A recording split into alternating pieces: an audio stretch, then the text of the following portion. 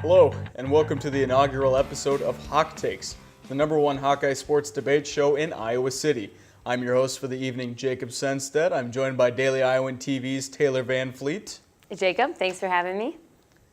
And Taylor Cassian. It's great to be here, Jacob. Alrighty, so let's get started with the Iowa football team performing below expectations and the offense struggling to show any signs of life. Many are starting to question offensive coordinator Brian Ferentz's qualification for his position. Now, of course, this is only his first season as offensive coordinator, but Van Fleet, tell me, is he on the hot seat? Well, Jacob, I don't know if we could say he's on the hot seat exactly. I mean, he is Kirk Ferentz's son, and he is only 7 games into his first season as offensive coordinator. But something has to change. I mean, last week when in that terrible overtime loss to Northwestern, they only scored 10 points, and the run game only had 89 yards that game. I mean, Akram Wadley alone has been averaging 80 yards per game rushing.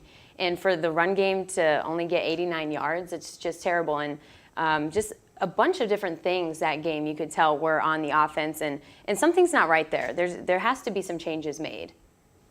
Alrighty, Cassian, your thoughts? Well, I have to agree with the sense that Brian Ferentz clearly is not running this offense like we need him to, but at the same exact time, there's going to be some rough games. There's going to be some rough goings because this is such a new team. This offense is extremely young. Nate Stanley, sophomore quarterback.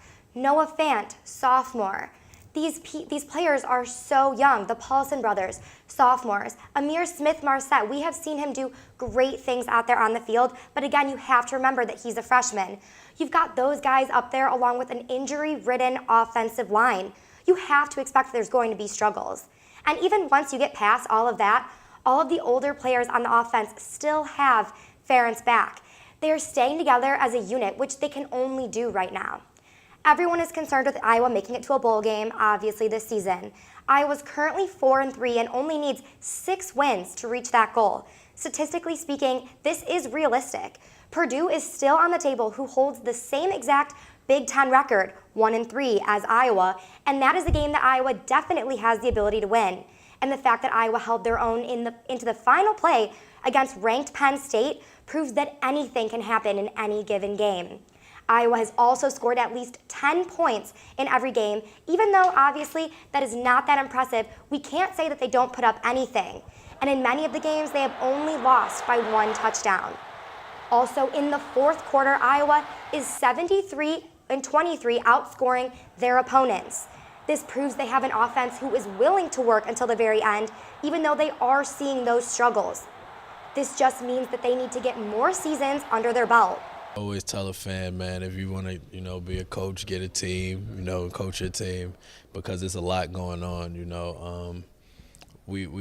I don't really get into what fans think, we let the coaches coach and the players play, We believe in the coaching staff we got now, and they believe in us. We all need to come together. It's all about wins and losses. You win, everybody all on you, and you lose, then, you're hated. All right, so clearly the players have Brian's back, and I'm not going to be the one to jump the gun and say through 7 games of his first year as offensive coordinator, he's not qualified. Just some changes need to be made, especially with the run game, because teams have caught on.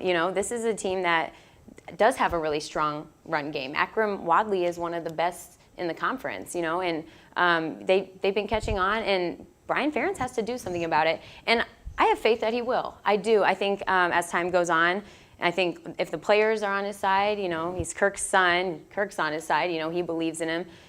The program believes in him to do a good job. I think as time goes on, I think he will get better. I think we need to give him a little bit of a chance. I know a lot of fans and a lot of members of the media are saying, Brian Ferentz is doing this wrong and doing this wrong. And it's easy to do that after a heartbreaking loss like that against Northwestern. I mean, we go into Evanston, and that's a game we're supposed to win and a team we're supposed to beat. But I think that Brian Ferentz will get his act together. I think he has to design some plays to go around that defense, figuring out Iowa's run game.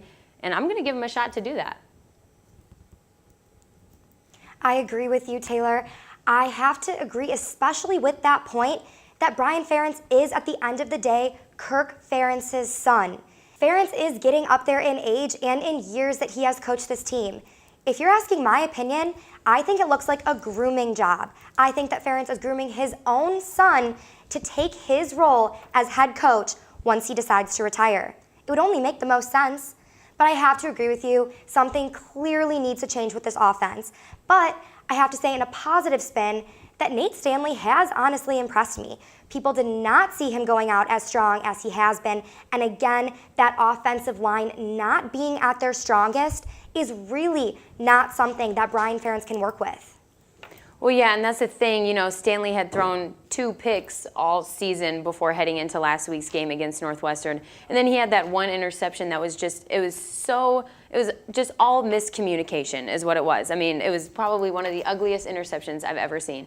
And it's not about lack of talent on this Hawkeye team. We have seen all season long that they have what it takes. I mean, they were right up there with Penn State in the beginning of the season.